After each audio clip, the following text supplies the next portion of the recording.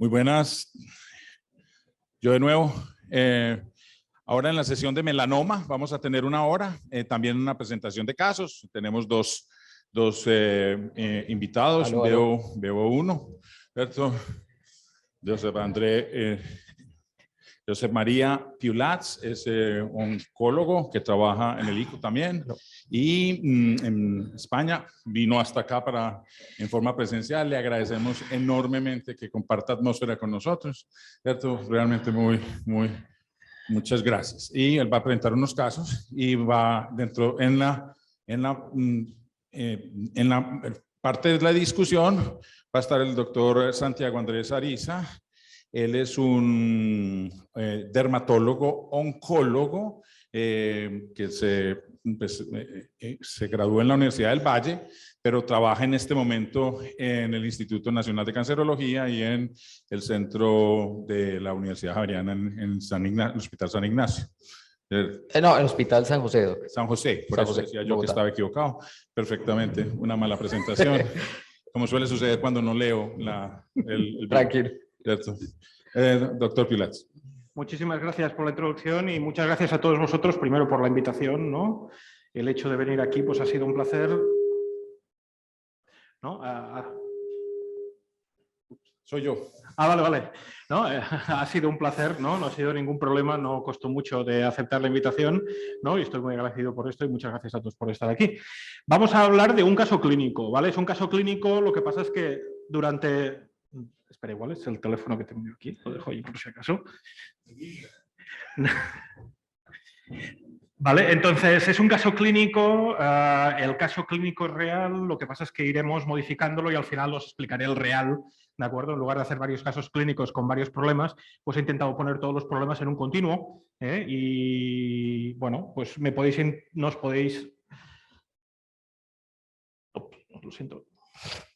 Nos podéis parar cuando queráis, ¿no? Para hablar de la discusión, pero básicamente se trata de una mujer de 52 años que tiene una lesión de 2 centímetros en el muslo derecho, ¿vale? Se le hizo cirugía y la cirugía pues muestra esto, un melanoma con un Breslow de 1,14, ¿no? Y el ganglio centinela que fue negativo, ¿de acuerdo? Esta mujer, en principio, en ese momento no se le hizo absolutamente nada y 2 años más tarde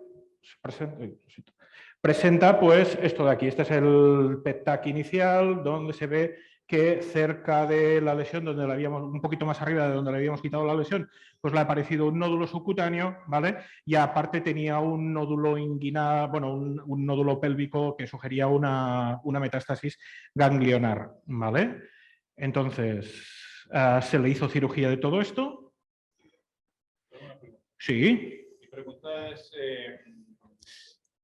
¿A quién se le hace ganglio centinela? ¿Después de qué profundidad del Breslow? A ver, en principio nosotros a partir de 1 milímetro casi lo estamos haciendo todo el mundo, ¿no? Realmente, allá en...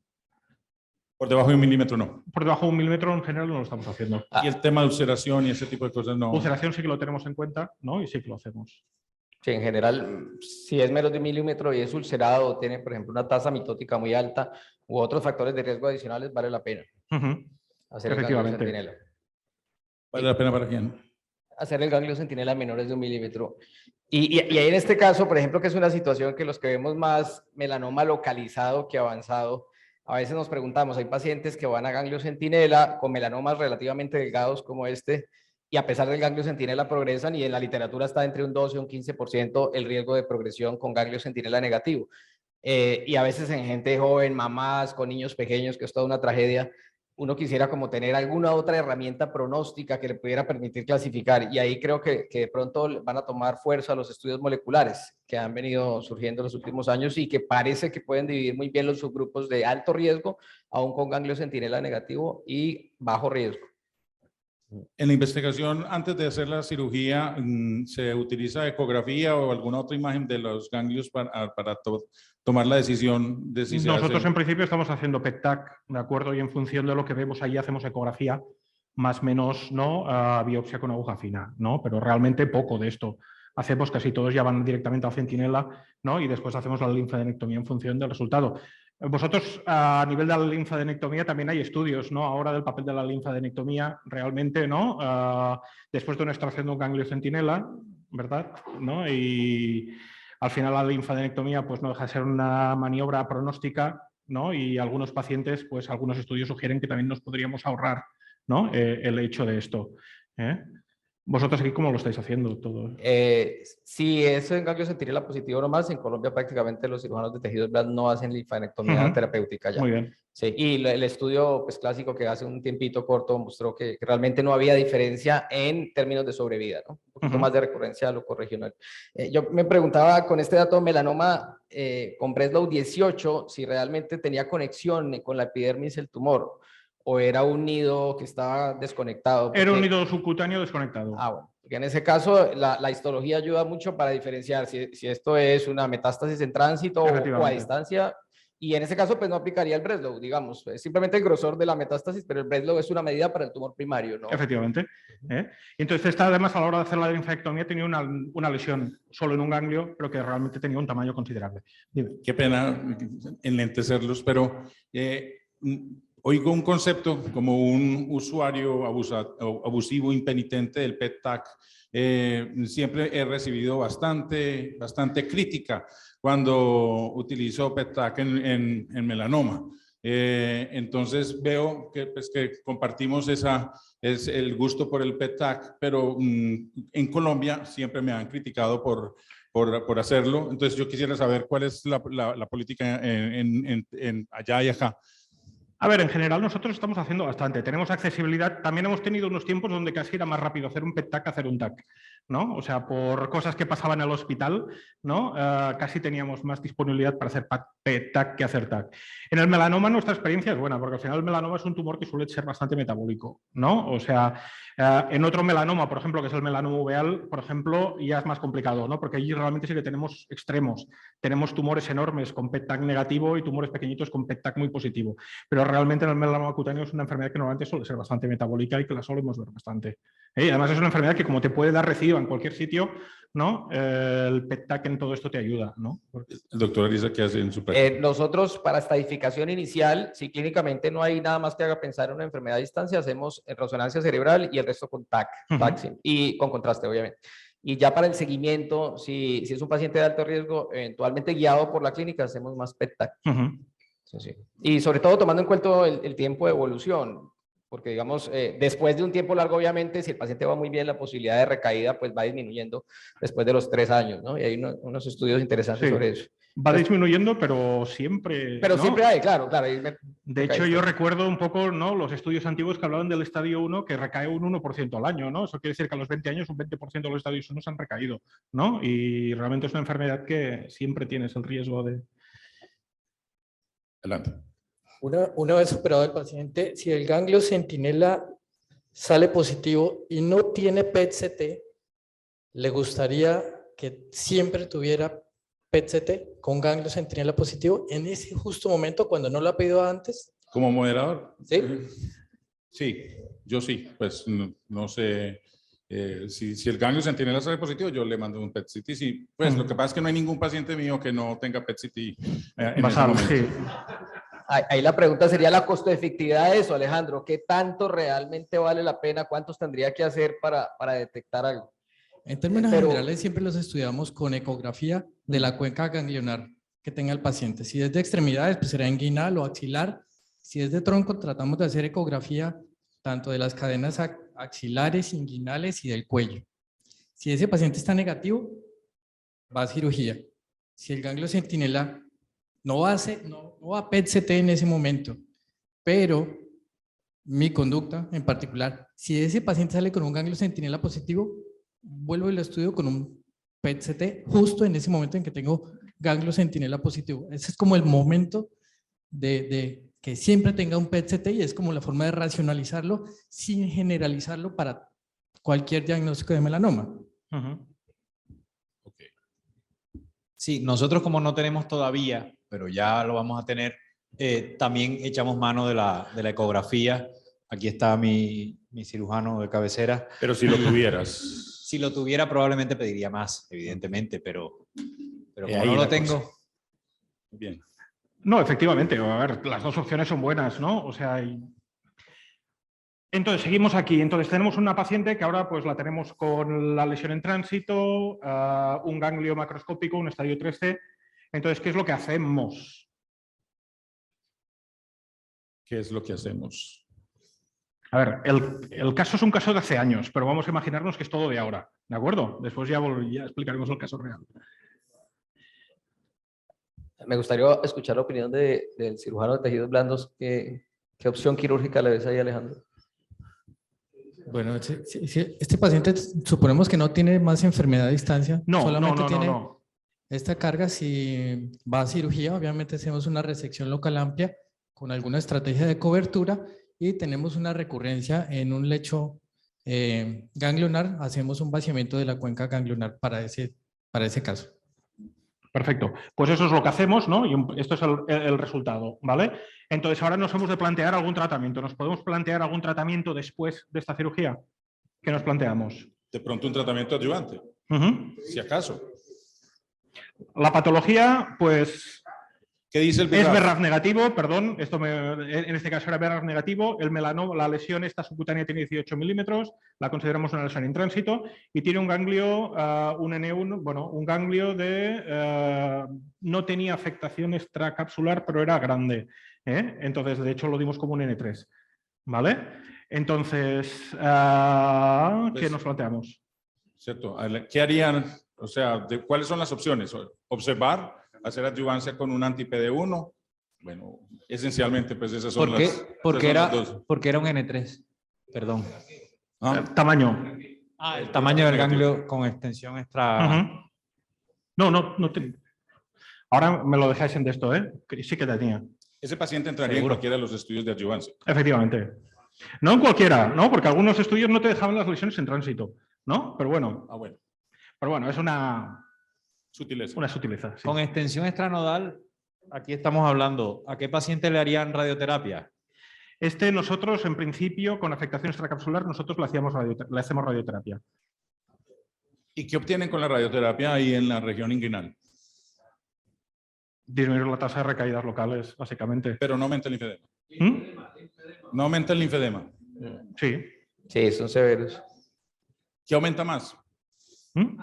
O sea, digamos que lo que uno ha visto cuando hay radioterapia, que además no es una dosis baja, porque es melanoma, corríjame los radioterapeutas, sí, pero digamos que el peligro que uno anticiparía es que que con un linfedema bastante intenso y pues finalmente los estudios de radioterapia en este tipo de situaciones no han demostrado incrementar ni la supervivencia libre de evento ni la supervivencia global.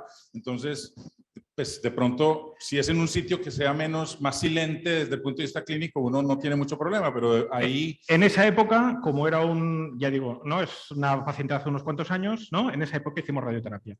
Hoy en día, pues lo que haríamos probablemente es adyuvancia, ¿no? En las opciones de adyuvancia, ¿qué es lo que tenemos? Básicamente los ensayos, hemos dicho que es un BRAF negativo, si fuera un BRAF positivo tendríamos otra opción más, pero básicamente se trataría de una paciente con estadio 3, ¿no? Y tenemos dos ensayos clínicos, ¿vale? El ensayo clínico de nivolumab que compara contra ipilimumab y el ensayo clínico de pembrolizumab, otro PD1, que compara contra placebo. Diferencias entre los dos estudios, básicamente la rama comparadora aquí es placebo, aquí es una rama comparadora que había demostrado aumento de supervivencia, ¿vale? En un ensayo parecido comparado contra placebo, ¿vale? Sí que era ipilimumab, ¿no? Y aquí tendríais pues los resultados de PFS de los dos, ¿de acuerdo? Diferencias a nivel de los estadios, básicamente aquí es que eran 3B, 3C y 4 resecados, aquí eran 3A a 3C, no habían 4, pero los estadios 3C no tenían que tener lesiones en tránsito, ¿no? Esto es básicamente las diferencias entre los dos ensayos. Entonces, ¿qué opciones, qué es? Yo quería adelantarme un poco y preguntar si hubierais podido tener la posibilidad de hacer neoadyuvancia. No sé si hay datos bueno, hay algún dato de estudios pequeños, pero no sé si tú tuvieras la posibilidad de poder hacerlo, ¿os plantearíais hacer esto?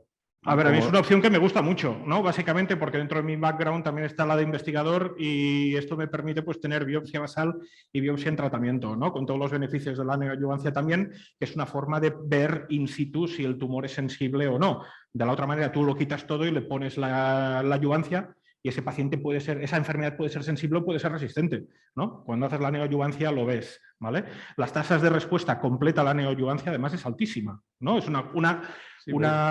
Es algo que estamos viendo en casi todos los tumores, que vemos que la tasa de respuestas completas a la neoadyuvancia es superior a la de respuestas objetivas en el estadio 4. Esto pasa en la vejiga, pasa en el pulmón, pasa en el melanoma, la cual cosa quiere decir que son enfermedades también bastante diferentes, ¿no? Una enfermedad que tú diagnosticas en una situación más inicial versus una enfermedad que diagnosticas en un estadio avanzado, probablemente inmunobiológicamente son dos enfermedades diferentes. Y el hecho que lo hayas diagnosticado inicialmente probable no es porque eres muy bueno y lo has diagnosticado muy pronto, sino porque esa enfermedad probablemente es más tonta y todavía no ha aprendido a, ¿no? O sea, es una de las cosas que está viendo. Cuando miras estudios donde se miran el RNA-seq, ¿no? La secuenciación de RNA, esto en cualquier tipo de tumor, estadios 1-2 versus 3-4, vemos que los estadios 1-2 suelen ser tumores con más linfocitos, linfocitos activados y ausencia de otras celularidades que sabemos que no son buenas, mientras que los estadios 3-4 empezamos a ver que esos linfocitos están cansados, empiezan a desaparecer y te empiezan a aparecer macrófagos, T-rex,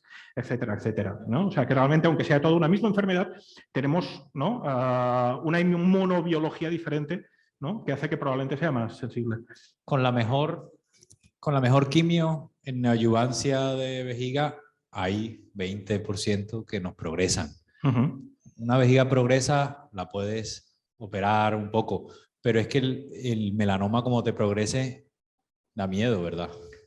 Pero tampoco estás hablando de tanto tiempo y el melanoma bulky que veíamos antes que te urgía porque no lo estamos viendo tanto tampoco, ¿no? O sea, tienes al paciente que le tocas un ganglio y que te permite, y además con una tasa de respuestas completas patológicas como tienes algunos de los estudios de un 60-70, ¿no? Doctor Pasares. Yo creo que sobre todo es que aparte es algo que es intuitivamente biológico, ¿no? Es que si tú quieres inducir una respuesta inmune, más vale que tengas tumor puesto y que tengas ganglios. A eso iba a decir. Ponerte a dar la inmunoterapia después de quitar el tumor y los ganglios, vamos, es algo que tiene poco sentido, ¿no? De hecho, y los datos iniciales, como tú dices, lo corroboran. Entiendo que sea difícil defender hacerlo para todo el mundo, pero yo en la decisión del paciente individual a día de hoy, con mucha frecuencia, creo que ese es el... De hecho, en el estudio de melanoma, ¿no? El opacin, ¿no? etcétera, etcétera, que hacían la neoadyuvancia, una de las cosas que es muy interesante que ven es que a nivel de sangre periférica encuentran linfocitos que son reactivos en tumor en los pacientes que han ido a neoadyuvancia, no en los pacientes que se les ha quitado, ¿no? Que han ido a adyuvancia, ¿no? ¿Por qué? Porque al final, a ver, ¿qué es lo que estamos haciendo, ¿no? Al final, la inmunoterapia, estamos haciendo un target therapy. Aquí estamos haciendo un target therapy contra una vía de inmunoresistencia. Si el tumor no tiene esa vía de inmunoresistencia, el tumor no va a responder, y es lo que nos pasa con muchos pacientes que tratamos. Si el tumor tiene esta vía de inmunoresistencia activada y es el máximo, o sea, y es la responsable en casi su totalidad de que ese tumor, ¿no? El sistema inmune no lo reconozca, pues vamos a dar ese tratamiento y el tumor va a responder, ¿no? ¿De acuerdo? Entonces, al final, si tú le has quitado casi toda la enfermedad y la has dejado, pues probablemente con enfermedad micrometastásica, ¿no? La enfermedad micrometastásica tampoco tenemos ni idea de qué inmunobiología tiene, ¿no? Probablemente va más hacia todo el tema de la dormancy, de la stem cell, etcétera, etcétera, que igual son células que ya de por sí ya tienen otros mecanismos para evadir el sistema inmune, que no es PD1, PDL1. Sin embargo, si tú tratas a un paciente cuando todavía tiene una enfermedad que es PDL1 positiva, pues probablemente esto, desde el punto de vista ¿no? biológico, pues tiene mucho sentido, ¿no? La otra cosa, ya digo, los estudios, ¿qué es lo que dirán? Desde el punto de vista metodológico, ¿cómo se justifica que el Keynote 54 solo tuviera un brazo control de placebo cuando ese no era el brazo control? ¿Cómo? ¿Por qué es placebo el brazo control del Keynote 54? Bueno, en principio los dos estudios empezaron más o menos a la vez. Aquí los dos fármacos son de la misma compañía y IPI se había aceptado básicamente exclusivamente en Estados Unidos. La mayoría de los otros países IPI, ¿no? la EMA en Europa no hemos llegado a hacer, ¿no? Nosotros, al menos en España, de esto no hemos llegado a hacer. O sea, ha sido una rama, ¿no? Era el tratamiento estándar, podríamos decir, en esa época. Realmente no estábamos haciendo ipilimumab. Y un dato importante en el Keynote es que si bien incluyeron pacientes con 3A, 3B y 3C a diferencia del Checkmate, Cuando uno mira el análisis de sus grupos, los 3A toca el intervalo de confianza, pasa por el 1. Sí. O sea que realmente en los 3A no hay mucho beneficio. Además es una población de bajo riesgo, realmente. Sí. Si es un 3A puro... De hecho, ¿qué tiene tanto- mejor pronóstico que los dos, Exacto. algunos doses, ¿no? Sí que es verdad, Exacto. ¿no? Es- ¿Qué tanto vale la pena darle ayudancia en ese caso? Bueno, sí. Antes de continuar, De hecho, ya el 3A, muchos ya eran 3As, ¿no? De más de 1 milímetro, en principio, lo que te decían que ponían, ¿no? Ah, o sí. sea, que intentaban quitarte el grupo de 3As con mejor pronóstico, ¿no? Porque como podemos decir, un 2B, ¿no? O un 2C igual tienen peor pronóstico que los 3As, ¿no? Absolutamente. Ujú. ¿quiénes de ustedes utilizarían nivolumab? Adyuvante. Ok. ¿Y quiénes de ustedes utilizarían pembrolizumab adyuvante? El doctor Vargas levantó las dos manos. O sea, bueno, Es que no eso hay- demuestra la coherencia. Muy bien. No hay un estudio que resuelva esa pregunta, es que no No, lo hay. y Las yo, dos opciones también. pues la verdad es que yo también sufro de ese problema, ¿cierto? Yo podría levantar las dos manos. ¿Y pilimumab, nivolumab? ¿No? Pues no, nivolumab y pembrolizumab. Sí. Yo no uso pilimumab adyuvante. Aparte de esto, ¿no? Como hemos dicho, dentro de este mismo estudio también habían pacientes con estadio 4, ¿no? Donde hay unas diferencias que realmente yo creo que no llegan a ser significativas completamente por culpa de las genes, ¿no? Pero que realmente es muy interesante porque encima el melanoma todavía sigue siendo una de estas enfermedades que tratamos quirúrgicamente algunas recidivas, ¿no? O sea, si tú tienes Claro. una recidiva única, etcétera, ¿no? Y después también tenemos, ¿no? Para comentar los resultados del Keynote 716 que han, ¿no? salido publicados recientemente en estadios 2, ¿no? B y 2C. ¿Vale? Que serían estos estadios 2 con peor pronóstico que hemos comentado antes, donde tenemos datos ya de supervivencia libre de recurrencia, ¿no? Con diferencias estadísticamente significativas, ¿vale? Y todavía no tenemos los datos de... ¿no? Es que Como el seguimiento. valor del Breslow, a pesar de que ganglio centinela se considera muy importante como factor pronóstico, un Breslow alto puede tener mucho más peso en un determinado momento en un paciente como factor pronóstico, y a veces se ignora, ¿no? Se ve enfermedad localizada, Breslow de 4 y ya, entonces como que el seguimiento de ese paciente, si el ganglio centinela fue negativo, como que se relaja un poquito, y a veces es un error. Muy bien. Bueno, aquí hay un error, no eran 2 años, fue 1 año, perdón, ¿no? Le hicimos adyuvancia, pembrolizumab, ¿no? 1 año y la mujer pues se ha curado, entonces ya hemos acabado caso clínico. ¿Y si hubiera sido si hubiera sido un BRAF mutado? Si hubiera sido un BRAF mutado, pues tenemos una opción más, ¿no? ¿De acuerdo? Una opción más que no está nada mal. A ver, yo siempre he sido más pro. Dentro de la sociedad de médicos que tratan melanomas, tienes el pro target therapy y el pro inmunotherapy, ¿no? Y yo he sido siempre un poquito más pro inmunotherapy que pro target therapy. Lo que pasa es que realmente los resultados son resultados de adyuvancia positivos para overall survival, ¿no? Para supervivencia global, que muchos de los estudios que hemos comentado ahora todavía no tienen seguimiento suficiente como para demostrarlo, ¿vale? O sea que realmente, para mí, ahora mismo, mi primera opción sería un inhibidor de BRAF con un inhibidor de MEK. ¿Quiénes de ustedes, en caso de que fuera un BRAF mutado, elegiría adyuvancia con terapia combinada anti-BRAF y MEK?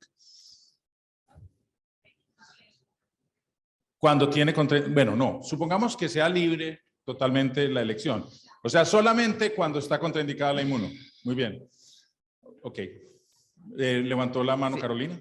Sí.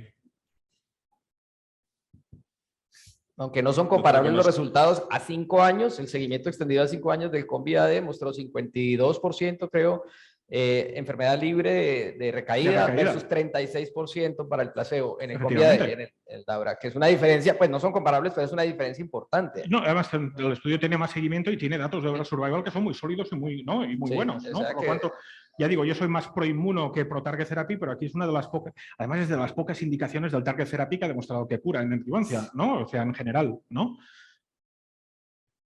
Entonces, bueno, imaginémonos ahora que la paciente, pues, la adyuvancia no era posible darla en ese momento, entonces empezamos a hacer seguimiento y nos recae.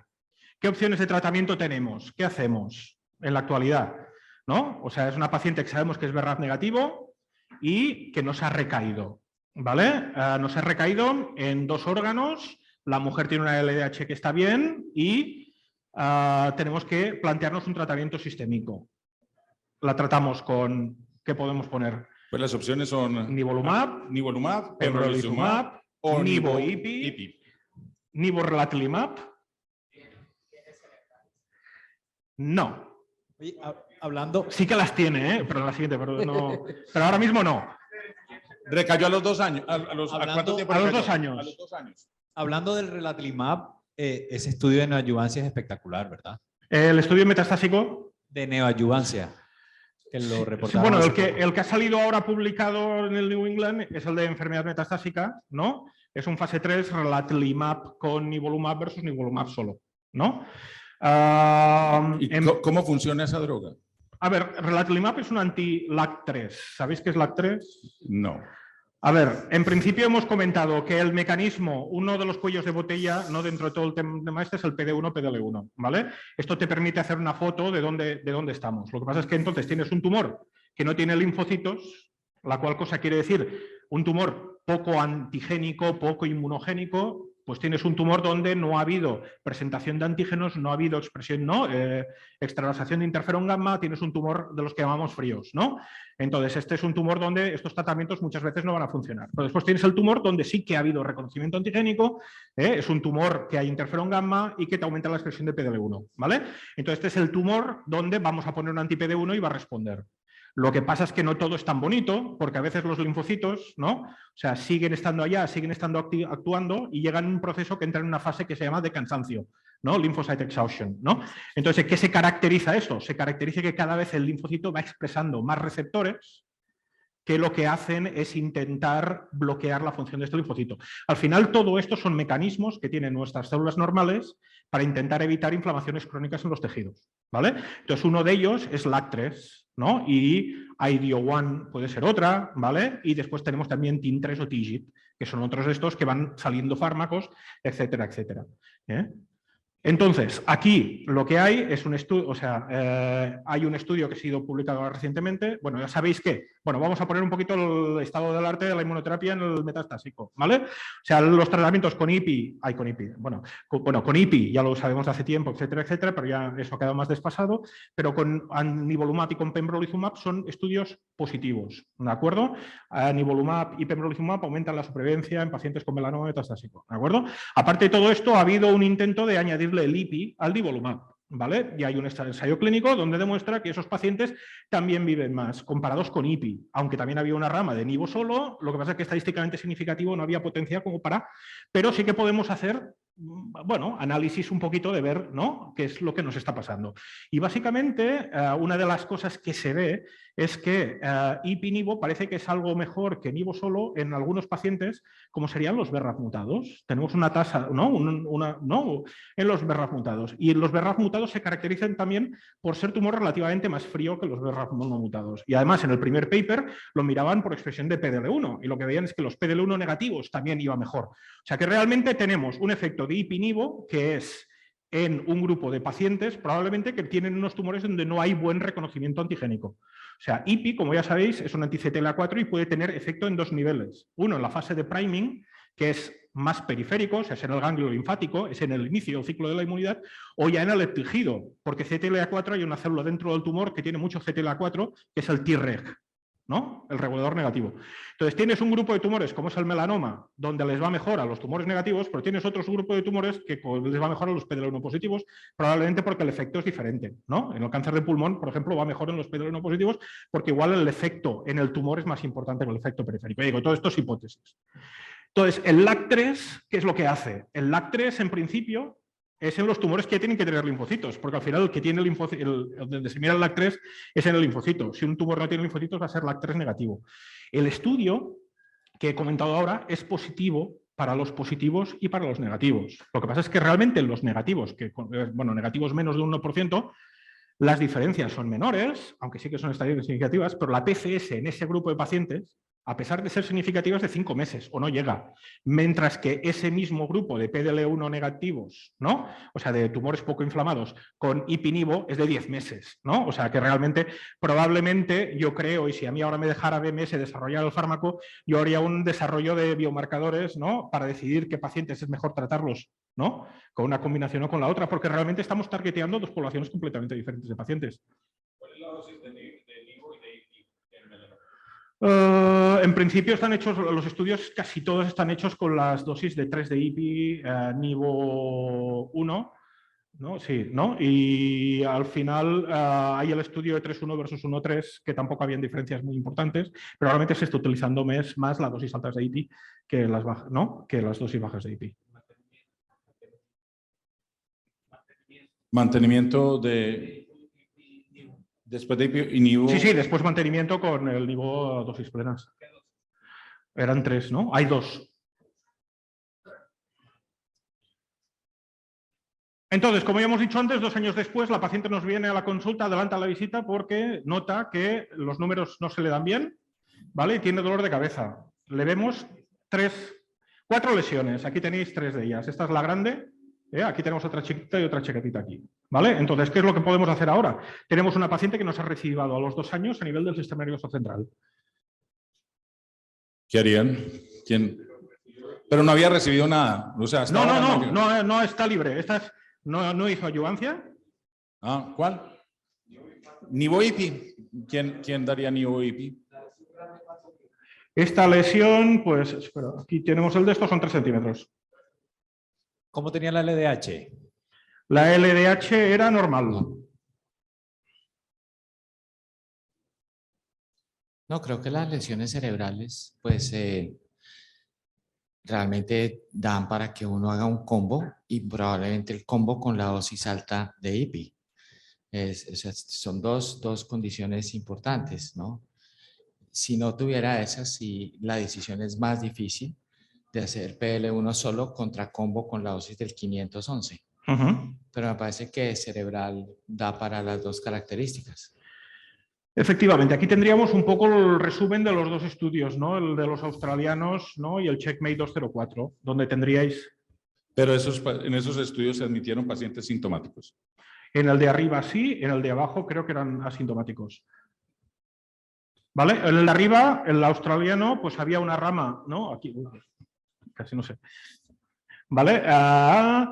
No tratamiento local, asintomáticos, nivolumab IPI, no tratamiento local, asintomáticos, nivolumab solo, o previamente tratados sintomáticos o lectomeningeas, ¿no? con resonancia en progresión con nivolumab solo. Como podéis ver, realmente la rama de IPI-NIVO, unos resultados espectaculares que en la otra, en el Checkmate, que aquí sí que son pacientes asintomáticos, también tenemos un grupo, ¿no? Esto sería la supervivencia global, ¿no? Estamos hablando del 81% de los pacientes vivos al año. ¿De acuerdo? Esto es IPI-NIVO, ¿vale? O sea, realmente es una de las cosas que estábamos hablando ahora durante el break antes, ¿no? De las diferencias que hay a veces entre la localización de las metástasis, ¿no? Y sorprendentemente, la metástasis cerebral no es una metástasis que no responda bien a inmunoterapia. En este caso a IPI-NIVO, porque como podéis ver aquí, este grupo de pacientes que clínicamente es igual, ¿no? Nivolumab solo sin anti-CTLA4, pues los resultados son bastante inferiores. ¿Cómo es la concordancia entre la respuesta cerebral y la respuesta extracerebral cuando se usa la combinación? Aquí tendríais la supervivencia libre de progresión a nivel extracraneal e intracraneal, ¿no? A nivel intracraneal sería la línea amarilla, ¿no? Y la azul a nivel extracraneal. O sea que realmente la tasa de control de la enfermedad a nivel craneal es muy buena. ¿Vale? Y yo creo que esto tendría que ser la primera opción ahora mismo para tratar pacientes de estas características. ¿Y si fuera BRAF mutado? Si fuera BRAF mutado tendríamos otra vez las 2 opciones, ¿no? Aunque viendo estos resultados yo me decantaría más por hacer inmunoterapia que por hacer inhibidores en el caso de una enfermedad metastásica. ¿Y en cuánto tiempo el inicio de la enfermedad, de la respuesta con inmunoterapia, con el combo NIVO-IPI? ¿En cuánto tiempo empezaría uno a ver respuesta? ¿A cuánto tiempo le daríamos la valoración de la respuesta? No, la respuesta en cuánto tiempo la empezaría a ver en una enfermedad metastásica cerebral que sea grande, agresiva, sintomática como el de esa paciente, porque la preocupación es esa, ¿no? Con la inmunoterapia en principio que ya me hemos dicho, aquí estaríamos hablando de enfermedad asintomática, aquí estaríamos hablando de enfermedad asintomática. Nuestra enferma es del grupo C. ¿Vale? O sea, este grupo de aquí que va mal, es una enfermedad sintomática. Además, no os lo he dicho, pero esta paciente, ya digo, no es un caso de este mes ni del año pasado, esta paciente hizo radioterapia. ¿Vale? ¿Y hoy qué haría? Esta paciente lo hubiera empezado IPI-NIVO, probablemente... espera, estaba sintomática, probablemente lo hubiera... Os explico las características de la paciente. La paciente realmente llegó a estar muy mal. Hasta el punto de que tenía la boda de su hijo a los 6 meses y la adelantaron al fin de semana, ¿no? Para tratarla. La mujer se estabilizó. El nieto nació a los 3 meses. La mujer se estabilizó clínicamente, quedando sintomática y tuvo una enfermedad intercurrente, ¿de acuerdo? que ahora os la explicaré en un momento y podemos discutir si esta enfermedad intercurrente tuvo algún papel en la evolución de esta enfermedad, ¿vale? Tenía 4 lesiones, como he dicho, sintomática y le hicimos radioterapia. Estamos hablando de 2016, ¿vale? Entonces, de esta radioterapia aquí pasaron casi 3 meses y pico, porque aquí en medio, cuando venía después de la radioterapia a empezar el tratamiento, tuvo una enfermedad intercurrente, que ya digo, en 2 slides os la explico, ¿vale? Entonces, esta es la evolución de la paciente que os he enseñado aquí y esto es la evolución de la paciente 2 años después. O sea, la paciente hizo una respuesta completa a este tratamiento. O sea, una radioterapia, una enfermedad intercurrente y empezar pembrolizumab. ¿Cuál fue la enfermedad intercurrente? Una colitis pseudomembranosa y le tuvieron que hacer un trasplante fecal. ¿Vale? ¿Por qué decimos esto? El papel de la microbiota, ¿no? Que podemos discutir más o menos, no me hagáis preguntas muy complicadas porque es imposible de contestarlo, pero como ya sabéis, hay todo el tema de que si la flora intestinal es importante. Aquí tenemos una paciente a la cual se le ha hecho un tratamiento con antibióticos para limpiársela toda y le han dado flora, ¿no?, intestinal de una paciente sana. ¿Cuántos de ustedes se usan trasplante fecal en su vida? Fecal. Está bien porque no necesitas inmunosupresores ni nada, esto no se rechaza. ¿Vale? Como ya sabéis, todo el tema de la microbiota, pues... ¿Cómo lo hicieron el trasplante fecal? ¿En cápsulas o cómo lo hicieron? Cápsulas. No.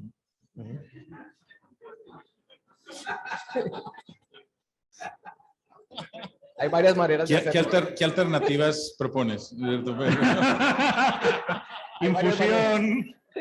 Infusión. Entonces, realmente la paciente lleva libre de enfermedad 6 años. Actualmente tiene toxicidad crónica por la radioterapia, ¿vale? Lo que pasa es que en el fondo le ha ido bien, porque era una paciente de esas muy pesadas que se lo miraban todo, y ahora está más tranquila, ¿no? O sea, porque no se concentra tanto, etcétera, etcétera, ¿vale? Pero entonces, al siguiente, ¿qué pasaría si las metástasis fueran en el hígado? Si esta paciente, en lugar de ser cerebrales, nos hubiera hecho solo hepáticas... LDH. LDH elevada. ¿Y qué cambia el LDH en este caso? No, fuera del pronóstico. Saber, tener más información. Carlos. Con el LDH alta ahí, entonces también más hacia combinación, puede ser con la dosis baja de IPI y hacer terapia local sobre el hígado. ¿Y BRAF? Es BRAF negativa. Esta era negativa, sí. Lo que pasa es que preguntan ahora si fuera positiva. Pero lo importante ahí es que puedes elegir entre PL1 o combo y hacer tratamiento local. ¿Hacen ustedes? Tratamiento local para metástasis de melanoma, a no ser que sea una cosa muy... Digo, hepáticas únicas. Sí, ¿no? sí, hepáticas únicas hacemos, por supuesto. En este caso no era únicas, ¿eh? En este caso, como podéis ver, hay varias, pero si son únicas o son quirúrgicamente abordables, sí que lo planteamos. ¿Consideraría después de tantos años rebiopsiar a ver si cambió el BRAF? Sí. Hipotético, perdón. Hipotéticamente hablando... ¿Biopsiaría eso para hacer un BRAF ahí o no? Yo en general no lo hago. Hay casos sueltos, ¿no?, que comentan que sí que puede pasar. Yo realmente lo he hecho en algunos casos y yo no lo he visto nunca. Lo que sí que he visto, no sé por qué ha sido al revés, un paciente BRAF mutado que me ha acabado siendo BRAF no mutado al cabo de 2 años, ¿no? Una vez que lo miramos, pero realmente yo no. Sí, o sea que negativo a positivo es difícil. Hipotéticamente e hipertéticamente el BRAF no cambia mucho. A ver, te cambia de que tienes una opción más. ¿Vale? Pero básicamente esto lo vengo a explicar ¿por qué? Pues porque, como ya sabéis, hay varios estudios donde ya te explican que, que las localizaciones de las metástasis son importantes y que el hígado en especial es un órgano un poco especial, ¿no?, a este nivel, y que realmente, pues, ahora no me acuerdo del paper creo que esto era pulmón y esto era melanoma. En este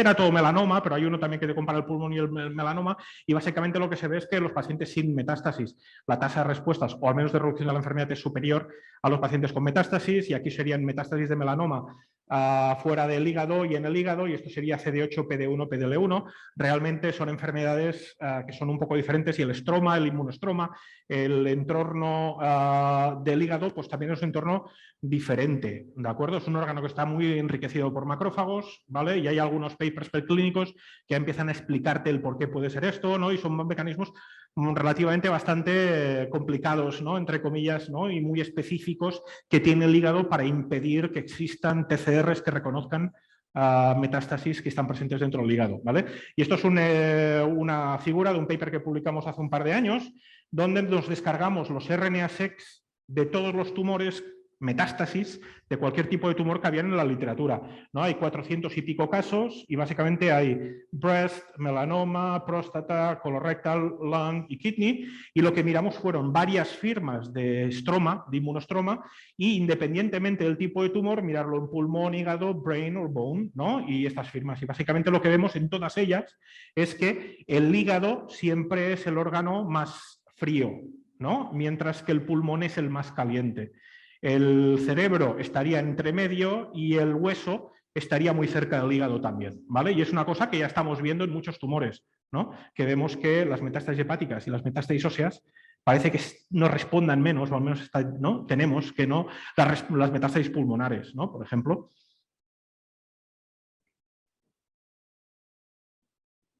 ¿Alguna? Con esa información actual, ¿usted orientaría más, en caso de que fuera positivo el BRAF, a una terapia blanco dirigida? A ver, yo en principio, como digo, me gusta más la inmuno, entonces probablemente le haría un ipinivo, ¿vale? Y entonces me guardaría los inhibidores de BRAF y MEK como rescate después, ¿no? Más que yo al menos, esta es ¿no? Hay algunos estudios que ya están, mirando fases 2 con combinaciones. Hay una que me gusta para metástasis hepáticas, que es la del nivolumab con el bempeglaskin, ¿cómo se llama?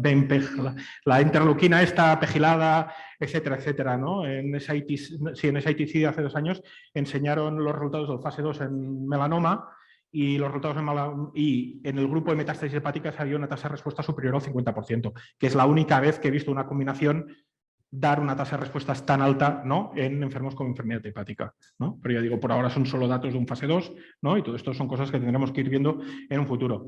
Y entonces ya el último twist en la historia de nuestra paciente es, ¿y si estas hepáticas no fueran de melanoma cutáneo? O sea, todo lo que os he explicado no es así, sino que esta se trata de una paciente con melanoma uveal con metástasis hepáticas. Ups, spoiler, ¿no? ¿Qué diferencias hay entre el uveal y el cutáneo? Es otra enfermedad.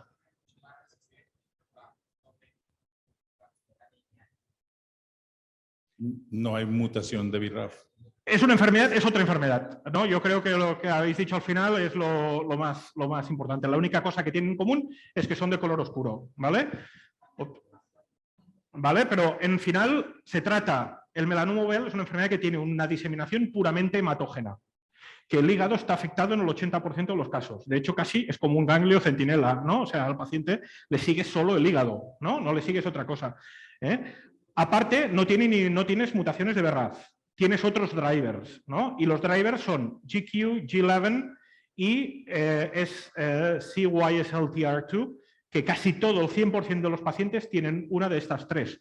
¿De acuerdo? O sea, ¿Qué hacen esos genes? Estas dos son G-proteins que están debajo del receptor de leucotrienos. Y el receptor de leucotrienos sería el CYSLTR2, ¿no? O sea, que realmente tienes la mutación en el receptor o en la cascada de señalización. Y también hay otro grupo muy pequeñito que tienen una de las PKCs que están debajo, ¿vale? O sea, el 100% de los melanomas uveales dependen de esto. Lo que pasa es que no tenemos un target, no tenemos un tratamiento específico para esto.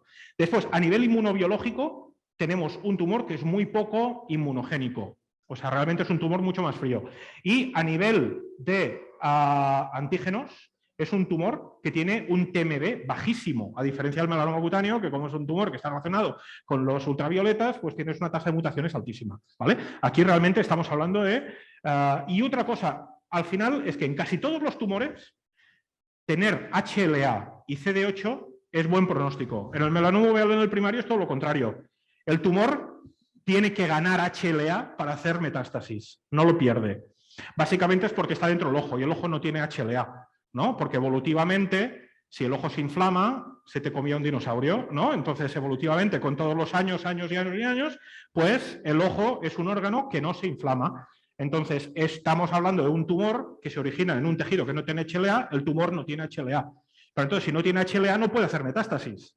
Porque si no, tal como sale la sangre, las natural killers se lo cepillan. Entonces tienes que hacer un equilibrio hacia el otro lado, que es a expresarlo para poderse ir a otros órganos, ¿vale? Entonces, a nivel de inmunoterapia, como ya hemos dicho, el melanoma cutáneo tenemos un montón de opciones de inmunoterapia y los inhibidores, etcétera, etcétera. Para el melanoma uveal no tenemos target therapy, a pesar de que tenemos unos targets muy bien identificados que están presentes en el 100% de los pacientes, y hasta ahora no teníamos una inmunoterapia activa. Ahora ya nos ha salido, ¿no?, la primera, que sería ¿no? Ahora hablaremos de esto, pero que solo la podemos utilizar en los pacientes que son HLA A201, que es el 40% de los pacientes, ¿vale? Entonces, este es el tratamiento. Una pequeña observación. Sí. Nosotros que vemos mucho melanoma acral en Colombia y nos parecemos mucho a la población asiática en cuanto a melanoma, hay unos japoneses que han estado estudiando últimamente por qué no responden también los acrales, como lo vemos nosotros aquí, a pesar de que a veces el Breslow sea comparable a un melanoma de extensión superficial y nodular. Y parece que tiene que ver también con el TMB. Los melanomas acrales pues, no están inducidos por la radiación ultravioleta, no tienen tanta presentación neoantigénica y por eso no responden también a la inmunoterapia como uno esperaría. Efectivamente, sí. Y el melanoma de mucosas es otro de estos, ¿no? Sí. O sea, el melanoma de mucosas y el melanoma lentiginoso acral son dos melanomas más fríos, pero que entraban en los ensayos clínicos de enfermedad diseminada de melanoma. El uveal no entraba, ¿no? Era un criterio de exclusión. Y en subgrupos, haciendo análisis de subgrupos, siempre se ha visto que se benefician de la inmunoterapia, lo que pasa es que no se benefician tanto como se benefician los cutáneos, ¿no? Pero en el grupo suyo, cuando hay melanoma acral, ¿se cambia la expectativa, el tratamiento con inmunoterapia? ¿Se elige algunos? ¿Se prefiere alguno? Hacemos exactamente lo mismo. Están apareciendo otros drivers y otros targetings para algunos de estos melanomas, ¿no? Ahora ha salido algún fármaco inmunoterapéutico también de estos de variedades de las alguna interleuquina que funciona en melanoma de mucosas, ¿de acuerdo? Y bueno, es un poco el futuro. Para dónde se va. En el caso de esta inmunoterapia, pues es un medicamento diferente, es lo que llamamos un IMTAC, ¿vale? O sea, básicamente es un biespecífico, pero es un biespecífico que en lugar de ser anticuerpo en los dos lados, lo que tiene es un TCR con un CD3. Entonces, este TCR reconoce un péptido, que es GP100, que es una proteína relacionada con la melanina, en el contexto de HLA-201. O sea, por eso solo funcionan estos pacientes que tienen este HLA, porque si no tienes este HLA, este TCR no lo reconoce. Y lo que te hace es mantener CD3 en una situación conformalizada que te permite la activación del linfocito policlonal contra el tumor, ¿vale? Entonces, los resultados ya están publicados y este sería tebentafusp versus el investigador, ¿no? La terapia escogida por el investigador. Aquí podíamos escoger entre pembro, IPI o quimioterapia, ¿vale? Casi todos los pacientes hicieron pembro, pero hubieron pacientes que hicieron quimioterapia y IPI, ¿vale? Y lo que se ve es que las respuestas, pues pasamos de un 16 meses a un 21,7 meses, ¿de acuerdo? Con una hazard ratio de 0,51, a pesar de tener una tasa de respuestas muy baja, 9% versus un 5%, y de no haber diferencias en PFS, ¿vale? O sea, el tumor no nos responde, lo que hace es que nos vaya más lento, ¿eh? Y esto es interesante también.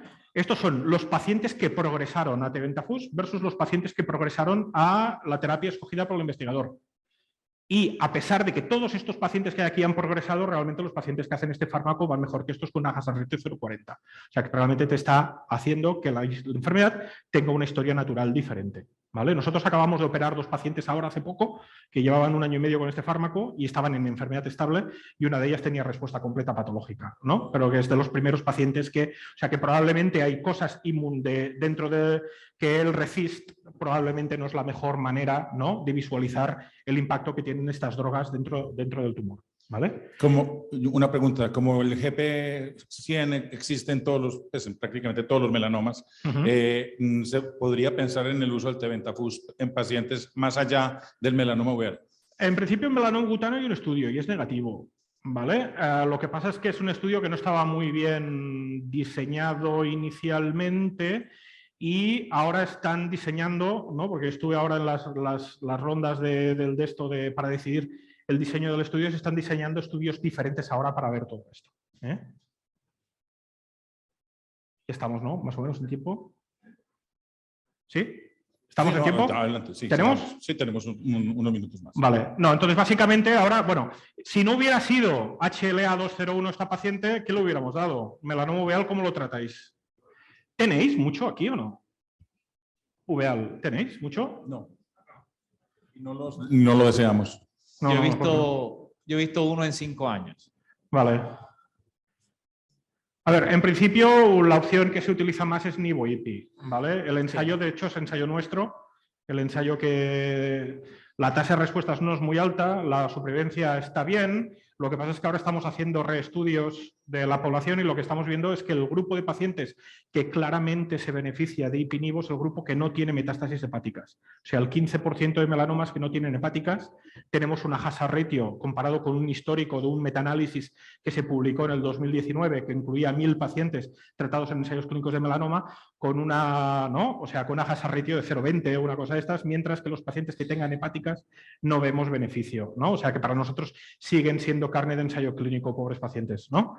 Y básicamente también, porque ya son 2 slides ahora de acabar, un poco de conclusiones, pero esto es porque aquí habrá gente joven y el melanoma lo habéis visto, ¿no? En la época que ahora va bien, etcétera, etcétera, pero no nos hemos de olvidar que los que llevamos años tratando esta enfermedad, esto es el estudio de, ¿no? de Nivo-IPI, Nivo versus IPI, ¿no? Aquí tendríais el texto, y aquí es superponiendo las gráficas de carbacina contra futemustina. O sea que realmente la enfermedad, o sea, esto es una enfermedad metastásica, esto nos ha cambiado mucho. Estas son las gráficas clásicas de la supervivencia antes de que aparecieran todos los tratamientos del estadio 1, 2, 3 y 4. Y cuando superponemos esto que os he enseñado ahora, pues tenemos que los estadios 4 hoy en día nos viven tanto como los estadios 3.